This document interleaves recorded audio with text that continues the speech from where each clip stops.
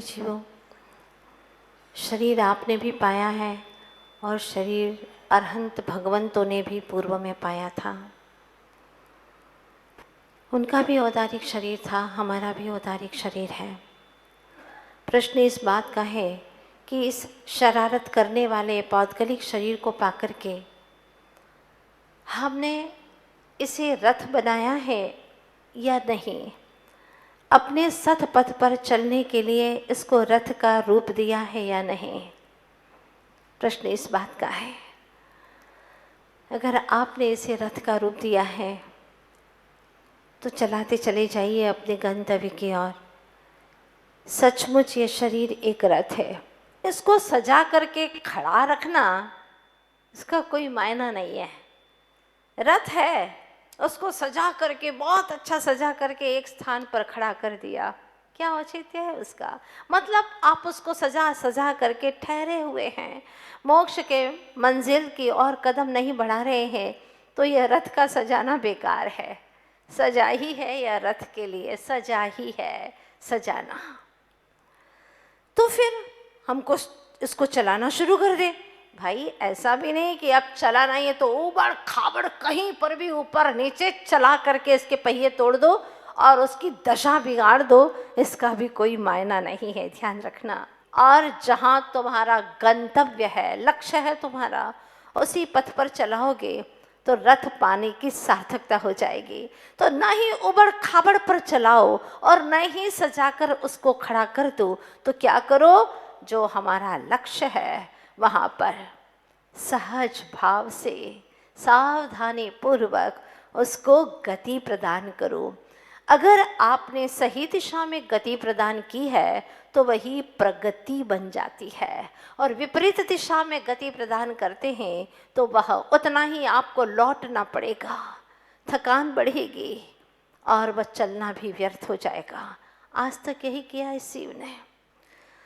अनंत बार चला तो है, लेकिन चलना मात्र उद्देश्य नहीं है, सही दिशा में चलना हमारा उद्देश्य है। सही दिशा में नहीं चलने से तो बेहतर है कि चलना ही नहीं, विपरीत दिशा में नहीं चलना।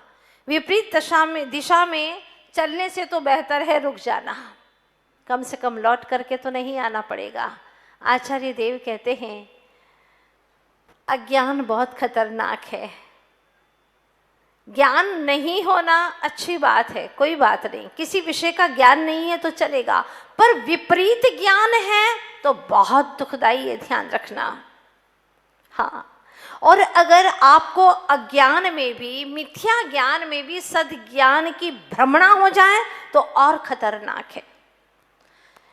शत्रु इतना खतरनाक नहीं होता, किंतु शत्रु में मित्रता की जो आपकी विचारधारा है वो बहुत खतरनाक है।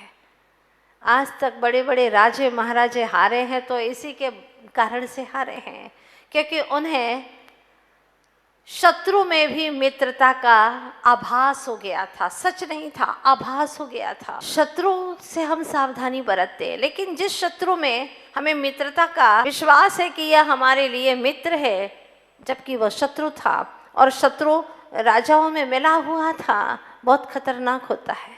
इसीलिए अपने पास में इतना विवेक बल है, इतनी निर्णय शक्ति है, ज्ञान शक्ति है, उसका सदुपयोग करिए। आज तक इस जीव ने गलत राहों पर चल करके गलत ही निर्णय किया, गलत ही विचार किया, फलतः आज तक यह जीव पड़ा हुआ है संसार में। आचार्य भगवान कहते हैं कि जैसे अग्नि में उष्णता होती है, जैसे कि मिश्री में मिठास होती है, जिस प्रकार से आपने देखा होगा कि जल में शीतलता होती है, जिस प्रकार से हीरे माणिक मोती उनके अंदर, रत्नों के अंदर चमक हुआ करती है, उसमें किसी ने चमक भरी नहीं है। गन्ने में मिठास किसी ने भरी नहीं है, उसके स्वभाव से है। ठीक उसी प्रकार से ही चेतनात्मन तुझ में भी ज्ञान स्वभाव से है, तुझ में भी बल स्वभाव से है, तुझ में भी दर्शन की शक्ति स्वभाव से है। तो जो तेरे पास में बल है उसका सदुपयोग तुझे करना है। अगर उस बल के माध्यम से, अगर उस ज्ञान के माध्यम से तूने प्रभु तत्व के प्रति श्रद्धा और ज्ञान किया है, समझा है तूने प्रभु तत्व को, तो निश्चित रूप से तेरा उद्धार हो जाएगा। दुनिया में कुछ जानने में आए न आए कोई बात नहीं, आपने परमात्मा और आत्मा को जान लिया तो आपका उद्धार हो जाएगा। कंप्यूटर चलाना ना आए चलेगा, कैरेक्टर अच्छा है आपका उद्धार हो जाएगा। ये तय बात है। बस हमें अपना काम करना आना चाहिए।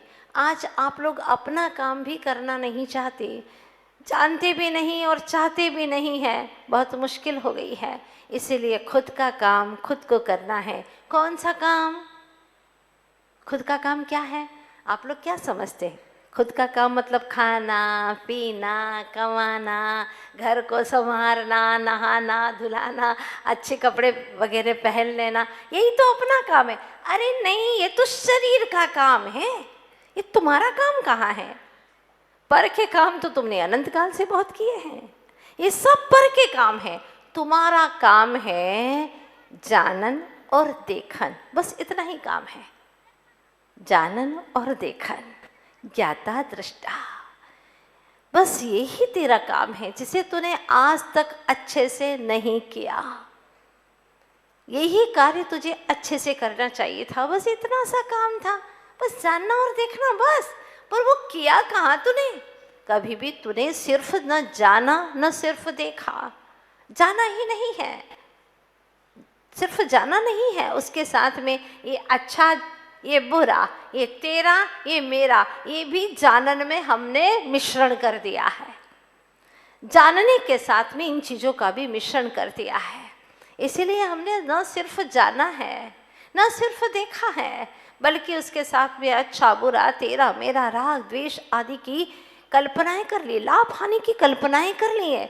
इसीलिए आज तक हम अपना काम नहीं कर पाए। तो सभी लोग तैयार हैं अपना काम करने के लिए।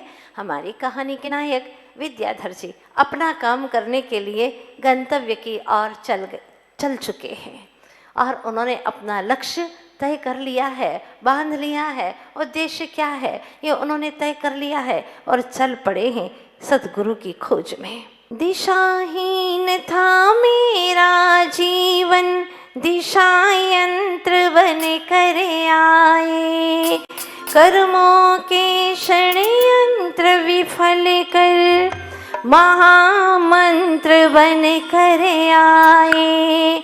अद्भुत जादूगर हो गुरुवर, पापी को पावन करते, पतझड़ को भी स्नेह नीर से सिंचन कर सावन करते।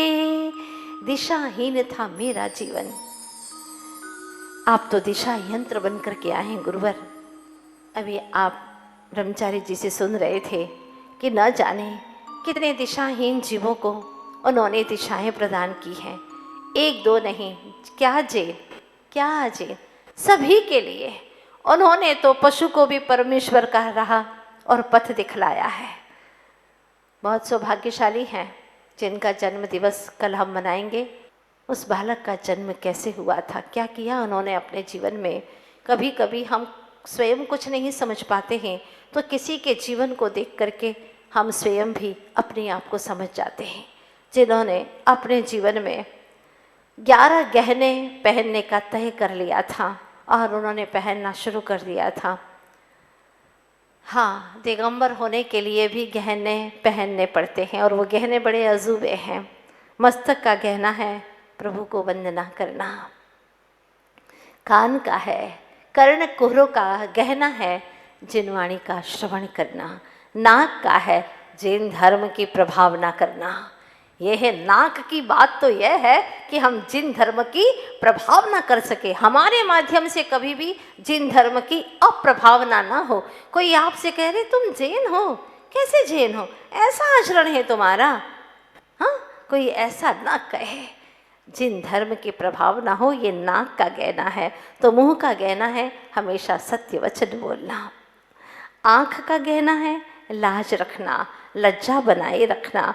गले का गहना है मधुर वाणी बोलना। तो दिल का है हमेशा गंभीर रखना और गंभीरता अपने आप में बसाए रखना। किसी की बात हो तो उसको कहना नहीं, हाँ अंदर में समाही रखना, ये दिल का आभूषण कहा गया है। पेट का है, बात पचा लेना, हाँ, बाहर मत निकालना। भोजन तो पचाते हो, लेकिन पेट में किसी की बात भी पचा लेना। और हाथों का आभूषण कहा है दान देते रहना। और पैर का गहना बताया है कि नित्य धर्म स्थान पर जाते रहना, प्रभु के जनालय तक जाते रहना, तीर्थ वंदना करना। और शरीर का, समूचे शरीर का गहना है शील का पालन करना। अगर पुरुष हो तो एक पत्नी व्रत धारण करना, महिला है तो एक पति व्रत धारण करना। और सर्वश्रेष्ठ है अपने शील को आचरण में, अपने शीलाचरण को, शील का अर्थ ही वास्तव में सम्यक आचरण होता है, उसको ग्रहण करना। शील का अर्थ स्वभाव भी होता है। शील ये आत्मा का स्वभाव है, अर्थात उसका मन काबू में है, नियंत्रण में है। कम से कम इतना अपने जीवन में हो जाए तो एक दिन अखंड ब्रह्मचर्य व्रत की भी प्राप्ति हो जाएगी। और जो अखंड ब्रह्मचर्य व्रत को धारण करता है वो अपने ही निज ब्रह्म में आचरण करता है। उसको अपने निज ब्रह्म से श्रेष्ठ कोई घर दिखता ही नहीं, उसी में लीन हो जाता है। और चल दिए हैं यहाँ पर हमारी इस ज्ञान धारा की कहानी में। बालक विद्याधर जी अब युवा हो गए हैं और घर बार को छोड़ करके निकल चुके हैं। देखते हैं अब क्या होता है।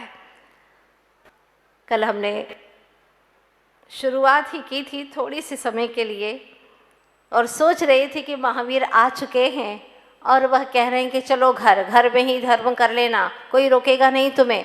चलो अब माता पिता की बुरी हालत हो रही है और बहनों के आंसू थम नहीं रहे हैं, माँ तो भोजन तक नहीं कर पा रही है, रात को सो नहीं पा रही है, चलो। लेकिन क्या होता है, वह कुछ बोलते नहीं हैं, मौन हो जाते हैं। दोनों ओर से चुप्पी थी, महावीर भी चुप हो गए कह करके, और बालक विद्याधर जो युवा विद्याधर थे वो भी चुप हो गए। तभी ज्ञान धारा की एक लहर बोली मंद स्वर में कि 3 प्रकार की होती है आंखें। कितनी प्रकार की? 3 प्रकार की होती है आंखें। पहली चर्म की आंख खुलती है जब, तब उसे उठना कहते हैं। विशुद्ध भावों से, दृढ़ मनोबल से, आगम चक्षु के प्रभाव से खुल चुकी है तीसरी आंख जिनकी, वह तो मोह तमस से कैसे घिर सकता है। तीसरी आंख जिनकी खुल गई है, आगम चक्षु, वह महावीर जी की बातों में नहीं आ सकते। घर लौटने वाले हैं क्या? बोलिए नहीं। उदाहरण बताया था कि एक बार सूरज अपनी यात्रा पर निकल पड़ता है तो फिर वह लौट करके नहीं जाता। सही लक्ष्य ले संयमित चरणों वाला प्रलोभन के पथरीले पथ पर कैसे गिर सकता है, अर्थात नहीं गिर सकता। साहस पूर्वक करुणा भरी आवाज में कहने लगे महावीर, एक बार घर चल दो, अरे मुख खोलो और हाँ कह दो। गंभीरता से शांत स्वर में बोले, मेरे लक्ष्य में बाधक मत बनो, मुझे अपना कार्य करने दो। माता पिता भाई बहन मिले अनंतों बार, नहीं मिला अब तक सिद्धों सा परिवार। जग से मिला अनेकों बार पर मिला कुछ नहीं, एक बार मिलने दो निज से, फिर मिलने योग्य शेष रहेगा कुछ नहीं। महावीर से कहा, ये परिवार तो अनंतों बार मिला है लेकिन सिद्धों सा परिवार नहीं मिला। जग से मिला अनेकों बार पर क्या मिला, एक बार मिलने दो निज से, फिर दुनिया में मिलने योग्य कुछ भी रहने वाला नहीं है। पूछते हैं, दूध से निकला नवनीत, दूध से निकला नवनीत पुनः दूध में कैसे समा सकता है? है कोई ऐसी फैक्ट्री, है कोई ऐसा यंत्र जो दूध से निकला हुआ नवनीत पुनः दूध में समा जाए? ऐसा हो सकता है क्या? नहीं। तर्क से निकला तीर पुनः उसी में कैसे जा सकता है? एक बार निकल चुका हूँ मैं निज ग्रह की तलाश में, अब उस ग्रह जड़ ग्रह में आकर क्या मिल सकता है? क्या मिलेगा उस जड़ ग्रह के अंदर? अब मैं वयस्क हूँ, 20 वर्ष का हो चुका हूँ, यह मेरा सहज निर्णय है। कहकर इतना हुए मौन। अनेकों प्रश्न पूछने पर भी मौन धरे, कुछ न बोले। तब पहुंचकर आचार्य श्री के निकट आंसू बहाते हुए महावीर कहने लगे। क्या कहते हैं महावीर महाराज से? विद्या का शरीर क्रश हो चुका है। महाराज, विद्या का शरीर क्रश हो चुका है, कितने उपवास कर चुका है, इन्हें घर जाने की अनुमति दीजिए। विद्या को इशारा करते हुए कहने लगे, आचार्य श्री अपने भाई की भावना रख लीजिए। महाराज भी तो परीक्षा कर रहे थे कि वो अपने भाई की बात रखते हैं या नहीं, वो क्यों कुछ कहे, उनकी परीक्षा करें कि तुम कितने मजबूत हो। कहा अपने भाई की भावना रख लीजिए। मतलब क्या था, घर लौटना है तो लौट जाइए। सुनते ही मौन खोल कर बोले, हे अशरणों के महाशरण, निराश्रयी के आश्रय धाम, निरालंबों के आलंबन, निवेदन है गुरुवर आपसे, नहीं जा सकता मैं घर, नहीं जा सकता मैं घर, मुझे व्रत प्रदान कीजिए। आया हूँ आपकी शरण, अब शरण में रख लीजिए। आपकी शरण में आया हूँ, मुझे अब अपनी शरण में रख लीजिए। आखिर विवश हो चुप हुए महावीर, तब प्रसन्न हो आचार्य श्री ने दिया आजीवन व्रत ब्रह्मचर्य। सच ही कहा है, गुरु की कृपा का प्रमाण नहीं मांगना। गुरु की कृपा का कोई प्रमाण नहीं होता, कोई प्रूफ नहीं होता। वो कब कैसी करुणा करते हैं। अगर ये सुना था तो कई लोग समझेंगे कि महाराज भी कह रहे हैं कि घर जाओ, अरे कृपा क्यों नहीं बरसा रहे। पर गुरु को पता है कि क्या होने वाला है, ये कितना मजबूत है। गुरु की कृपा का प्रमाण नहीं मांगना, उनके मौन को उपेक्षा नहीं समझना। कई बार गुरु मौन हो जाते हैं, बोलते नहीं है, तो ये मत समझना कि गुरु हमारी उपेक्षा कर रहे, नहीं, तुम्हारी परीक्षा कर रहे हैं। तुम्हारी श्रद्धा, तुम्हारे अंदर समर्पण और निष्ठा कितनी बलवती है। इनकी कार्य प्रणाली होती जग से भिन्न, न किसी से प्रसन्न होते, न किसी से खिन्न, सदा सहज आत्मस्पर्शी उतने ही होते हैं वे दूरदर्शी। ऐसे गुरु को किया नमन, अंतर जगत की यात्रा का हुआ यह महत्वपूर्ण चरण। पूर्व में किया जो धर्म बीज का वपन, पहले खंड में धर्म बीज का वपन किया था, उग आए हैं अब यहाँ ज्ञान के अंकुर। व्रत मिल चुका है, हुआ जो गुरु कृपा जल का वर्षण, व्रत ग्रहण कर मन में हर्षण। अमंद गति वाली